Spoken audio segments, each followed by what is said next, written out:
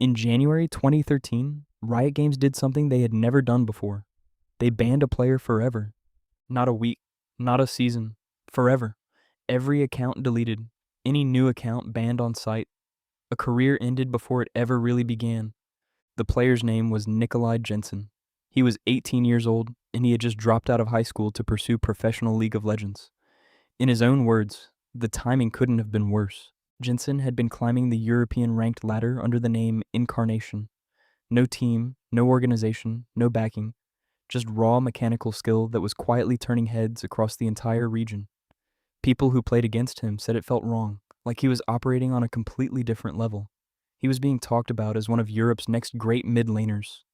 And then it all collapsed.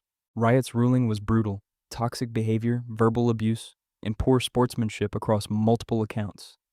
And the most serious charge, DDoS attacks against high elo players, deliberately crashing opponents' internet connections to knock them offline mid-game. The community exploded. Some said the ban was completely justified.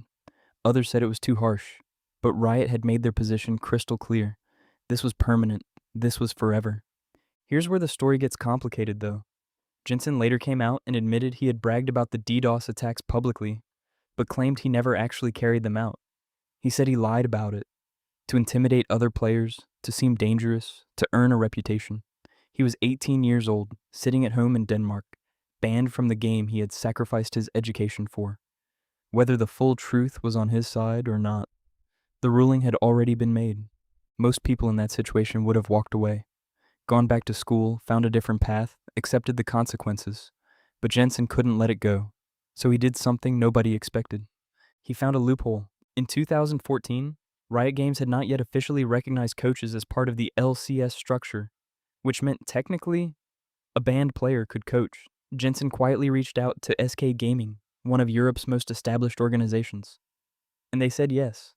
He couldn't play, couldn't compete, couldn't be officially listed on any roster, but he was inside the building, studying the game, working with players every day, and staying close to the scene he had been thrown out of. And it worked. Under Jensen's guidance, SK Gaming finished at the top of the LCS regular season in spring with a 64% win rate. The team was flying. Then came Worlds. SK Gaming had qualified for the World Championship. Jensen had helped build the team that got them there, and Riot said no. His ban extended beyond playing. It covered coaching at international events too. He was not permitted to travel to Korea. He watched Worlds from home, the team he had helped build, the tournament he had helped them reach, and he wasn't there. In November 2014, Riot reviewed his case and confirmed the ban still stood, still permanent, still forever. It seemed like that was finally the end of the story. But then something changed. Riot had been quietly reworking their philosophy around player bans. Their new policy stated that reform was meant to earn players second chances, not simply punish them indefinitely. Permanent bans became indefinite suspensions, each subject to a formal review process. On April 1st, 2015, and yes, people genuinely thought it was an April Fool's joke, Riot announced that Jensen's ban had been lifted, effective May 11th. He became the first permabanned professional player in League of Legends history to ever be reinstated. The reaction from the community was deeply divided. Some people celebrated the second chance. Others were furious, arguing that changing your behavior doesn't erase what you did, and that real life doesn't come with a redo button.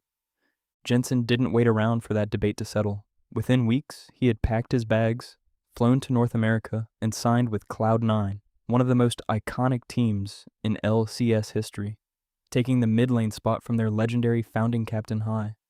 The pressure on him was enormous. He wasn't just a player to Cloud9 fans, he was the soul of the team. Beloved, respected, irreplaceable. And now, this banned European player with a complicated reputation was stepping into his shoes. His debut was rough. CS deficits against Bjergsen became a regular talking point. Critics were lining up to say they'd been right all along. Maybe he wasn't good enough. Maybe the comeback was a mistake. Maybe the ban should have stayed permanent. Jensen didn't fold. He adapted, found his footing, and when the season was on the line, he stepped up in the regional gauntlet, winning MVP in back-to-back series and dragging Cloud9 all the way to the World Championship.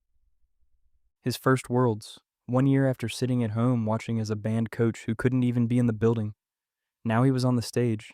He changed his name that same year, dropped Incarnation, the name with the history, the stigma, all the baggage that came with it, became Jensen, simple, clean, and new. Over the next decade, Jensen made 8 consecutive World Championship appearances, won 3 LCS titles, earned 4 All-Pro first-team selections, and became one of the most respected mid-laners in the history of Western League of Legends. The kid who got banned forever. The one the community said should accept his consequences and move on. The one Riot themselves confirmed, twice, was not welcome back in professional play. He retired on August 2nd, 2025, with nearly $380,000 in career earnings and a legacy that nobody can take away from him. There's a version of this story where Jensen goes back to school in Denmark, accepts the ruling, and disappears. Instead, he found a loophole, stayed in the scene, changed his behavior, changed his name, crossed an ocean, and built one of the greatest careers the West has ever produced. Riot banned him forever. He came back anyway. If you want more stories like this, players the scene tried to forget, careers that refused to end, subscribe to RankOne. Every week we find the moments and the people that esports history almost missed.